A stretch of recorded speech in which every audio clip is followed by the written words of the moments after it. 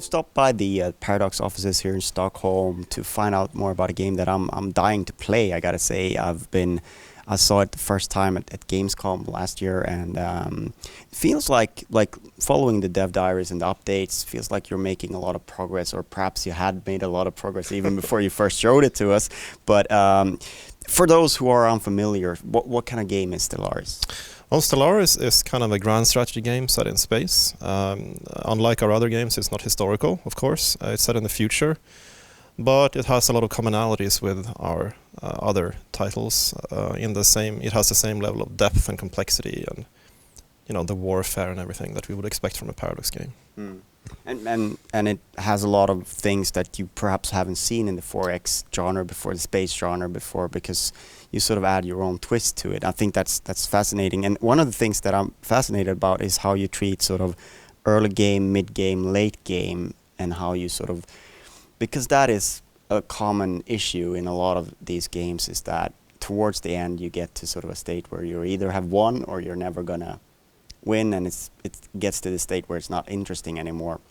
Can you tell us a little bit about the overall design that goes into these stages of the game?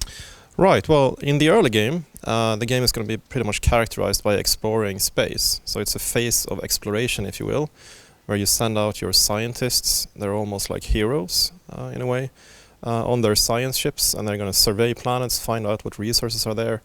But they're also going to find various anomalies, which are basically little adventures that they can have, where the player gets to choose how to proceed. And the outcome is also going to depend a little bit on what kind of personalities these scientists have. So that's the early game, and then the mid game kind of commences when you start meeting the alien races, and then you start having to interact with them and so on. And that's one fairly unique thing with Stellaris, is that when you make first contact, or before you make first contact, you don't really know who these aliens are.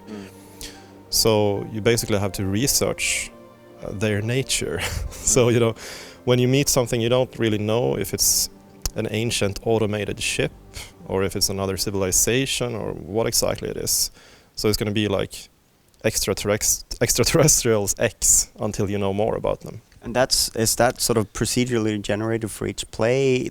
How the composition of the alien races and how they're made up? Yeah, exactly. We don't have like 8 or 10 pre-scripted aliens that you always meet and interact with. They're all going to be different every time you play. Just like the galaxy is kind of generated, the alien races will be too.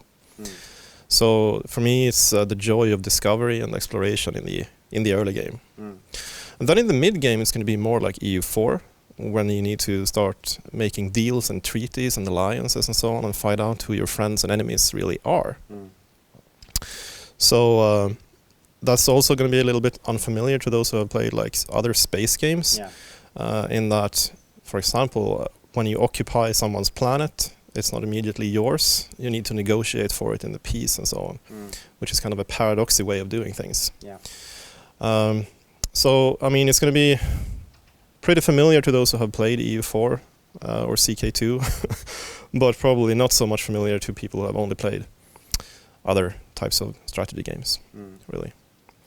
And then the late game, as you mentioned, it's kind of a problem, because in many of these games you already know that you have won when you reach a certain point, and then the game kind of loses steam, or you lose interest in the game at least. And we have basically two main mechanisms in place to counter this feeling and keep the game challenging and interesting. One of them is the kind of internal dynamics of your empire, where each unit of population has its own ethics and opinions about things. So it's going to be pretty hard to keep everyone happy.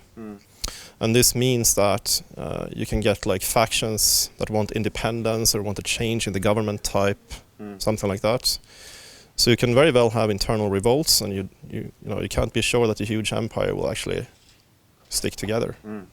That's the classic thing of do you want to go big or do you want to go small but be very sort of solid stable and rich? Yeah. So it's a little bit about tall versus wide, but also just about the fact that population matters. I think the game we have come closest to this in previously is probably Victoria 2, where you have these units of population and political movements and so on. The other mechanic that will kind of happen in the late game is the late game crisis or end game crisis. Now, it doesn't happen every time, but in Stellaris there are certain technologies that are risky or dangerous to use. So, for example, if I have jump drives, which is very powerful on my ships and fleets, they can jump from one location to another instantly. But there is a tiny chance that I might rip a hole in reality and something might come through that will threaten the entire galaxy. And we have a couple of these end-game situations or scenarios as well, to keep things interesting. Things you'll find out about when they happen. Yeah, exactly. I don't want to give too much away, so I keep mentioning the same one or two, but I want them to be a bit surprising as well. And that also sort of touches on the whole technology system, which is very different from, I think, anything that I've heard about in this sort of game, because it's tied in. It's not like a tech tree that's just on its own. It's sort of tied in much more to sort of the mechanics of the game in general, and especially the scientists and stuff that you have in the beginning there. Yeah, that's right. It's more like a card game almost. The technologies are each a bit like a card in a shuffled deck, and you pull 3 cards and you pick one. Now, it's not as random as that. The secret is, of course, in how you shuffle the deck of cards and which cards end up where. So early on in the game, certain technologies are likely to be in like the top half of the deck. So in a way, it's almost like a fuzzy tech tree, if you will. You're very likely to get certain technologies, but it's not sure. And it's also neat because we can mark certain technologies as being rare or common or uncommon. So you will kind of know that, oh, wait, I haven't seen this one before. That's cool. And it also ties into those scientists and if you're more likely to pull because of their... Is that true? Exactly. That's also the way the deck is shuffled, so to speak, or the ordering of the cards depends on the personality traits of the scientists and the ethics of your empire and so on. So if I'm playing a spiritualist empire, I might pick up psi and telepathy type technologies, which I wouldn't get at all if I were a materialist, and it would be unlikely if I were playing one of the other types as well. Touching on that, it doesn't sound like you're going sort of hard sci-fi with this. Are you playing the whole field of science fiction in this game, or what kind of focus do you have? We are playing the pretty wild field.